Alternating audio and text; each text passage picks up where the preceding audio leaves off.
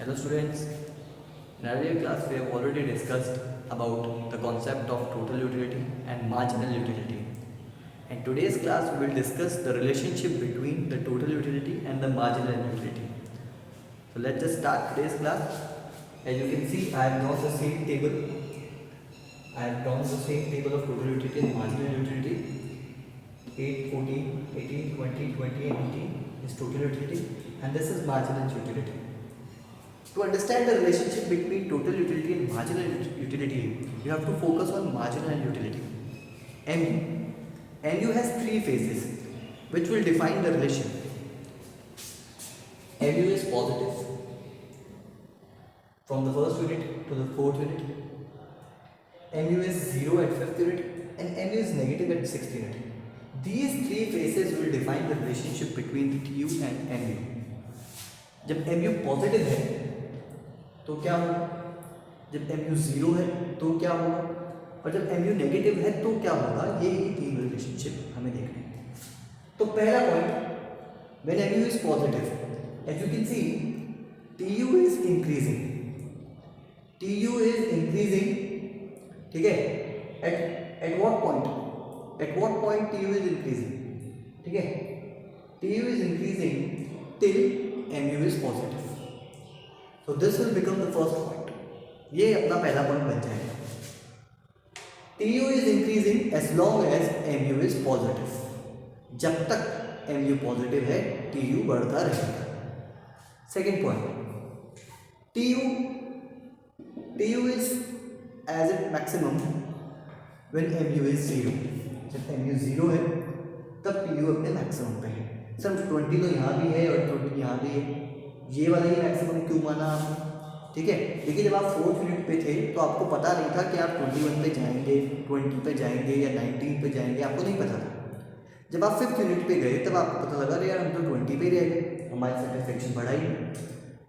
Eight that point you realise that this is our maximum satisfaction. ठीक है, fourth point पे आपको पता नहीं था कि आपका मैक्सिमम सेटिस्फेक्शन है, फिफ्थ पॉइंट पे आपको जाके पता चला. क्लियर? चलिए, तो ये आपने यहाँ पे देखा. तो सेकंड पॉइंट क्या आया? ठीक है, TU is at its maximum when MU is 0. ठीक है. थर्ड पॉइंट, जब TU नेगेटिव हो गया तो क्या हुआ? पहली बार MU डिक्रीज हुआ है. सॉरी उल्टा बोल दिया. जब MU नेगेटिव हुआ, जब पहली बार TU डिक्रीज हुआ है. ठीक है.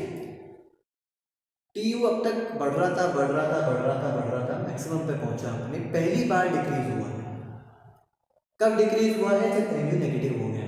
तो this will become your third point. TU decreases when MU is negative. तो TU इंक्रीजेस, ठीक है, as long as MU is positive.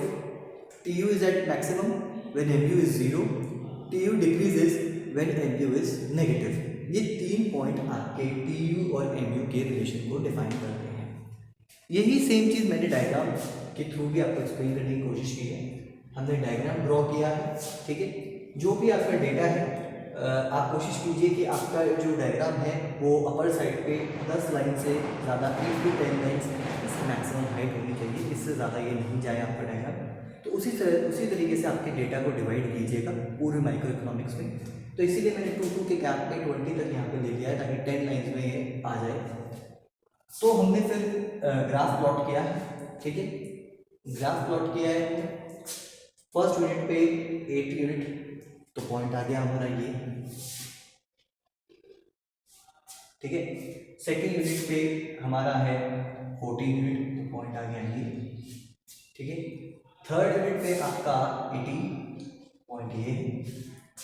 Fourth unit पे आपका 20, पॉइंट ये.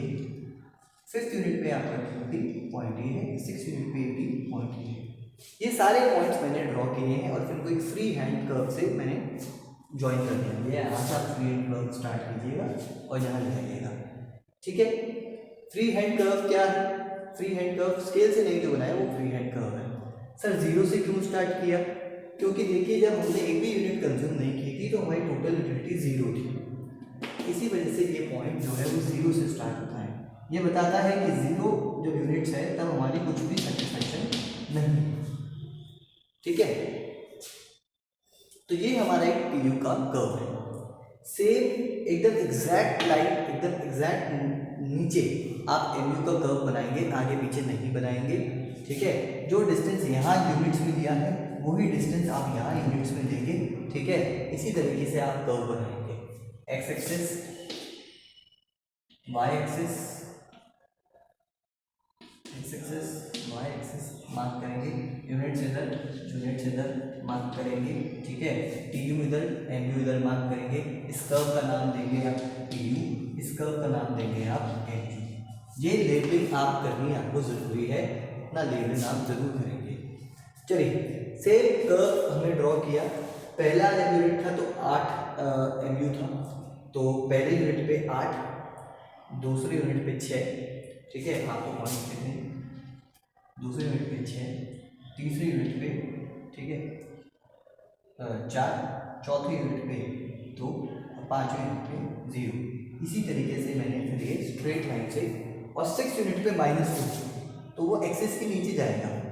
ठीक है, यहाँ पे जाएगा। ठीक है, -2 बिल्कुल आपको ड्रॉ करना है, -2। ठीक है, तो ये एक्सिस के नीचे चला जाएगा। यहाँ मैंने 6 पॉइंट पे -2 ड्रॉ किया हुआ है, ये आपका यहाँ। ठीक है, तो फिर मैंने एक स्ट्रेट लाइन से इसे ज्वाइन किया, तो ये मतलब एक फ्री हैंड से मैंने इसे ज्वाइन किया, तो ये स्ट्रेट लाइन बन के आई। ये रिलेशनशिप बता रहा है टी यू और एम यू के बीच में। अब एक और पॉइंट आपको क्या कनेक्ट करना है, आपको 5th पॉइंट से 5th पॉइंट कनेक्ट करना है। सर 5th भी क्यों? बेसिकली आपको वो पॉइंट कनेक्ट करना है जहाँ पे एम यू 0 है। When M U is 0 you have to connect that point to total utility point. ठीक है, आप एम यू 0 को आप कनेक्ट करके गए टी यू वाले पॉइंट पे, तो ये आपको दिखा कि ये यहाँ पे आ। ठीक है, कौन सा पॉइंट होगा ये? When T U is at its maximum. M U is 0 when T U is at its maximum. देख लीजिए, वही पॉइंट है। ठीक है, डायग्राम से रिलेशन डिफाइन हो रहा है। What this point is known as? This point is known as point of saturation. Point of saturation भी इसे हम कहते हैं। पॉइंट ऑफ सैचुरेशन मतलब मैक्सिमम सेटिस्फैक्शन का पॉइंट है, इसके आगे हमें सेटिस्फैक्शन नहीं मिल सकता है। ठीक है, इसीलिए इसे पॉइंट ऑफ सैचुरेशन कहा गया है। सैचुरेशन का मतलब भी वही होता है। चलिए, तो this was the relationship between T U and M U. एक और चीज़ मैं आपको अगर बताऊँ, ठीक है, कि अगर हमें एम यू नहीं दिया हुआ है, ठीक है, और अगर हमें एम यू कैलकुलेट करना है with the help of T U, तो हम क्या कर सकते हैं?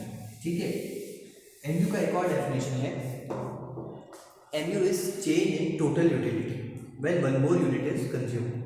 कि टोटल यूटिलिटी में क्या चेंज आया है जब एक और यूनिट हमने कंज्यूम कर ली है, तो उससे भी एम यू हम कैलकुलेट कर सकते हैं। सर मतलब पहले टी यू 0 था, अब 8 हो गया, तो मतलब 8 का इंक्रीज हुआ है। पहले टी यू 8 था, अब 14 हो गया, इसका मतलब कितना चेंज आया है इनके अंदर? 6 का इंक्रीज हुआ है। पहले टी यू 14 था, अब 18 हो गया, तो इसका मतलब टी यू में कितना चेंज आया है? 4 का पॉजिटिव चेंज आया है। पहले टी यू 18 था, अब 20 हो गया, कितना चेंज आया है? 2 का। टी यू कितना चेंज आया टी यू में? 0 का। कितना चेंज आया टी यू में? -2 का। तो इस तरीके से भी आप जो है वो एम यू कैलकुलेट कर सकते हैं। ये भी आपको मैंने बता दिया है। चलिए, this was the relationship between T U and M U. Rest of the topics will discuss in next classes. Thank you.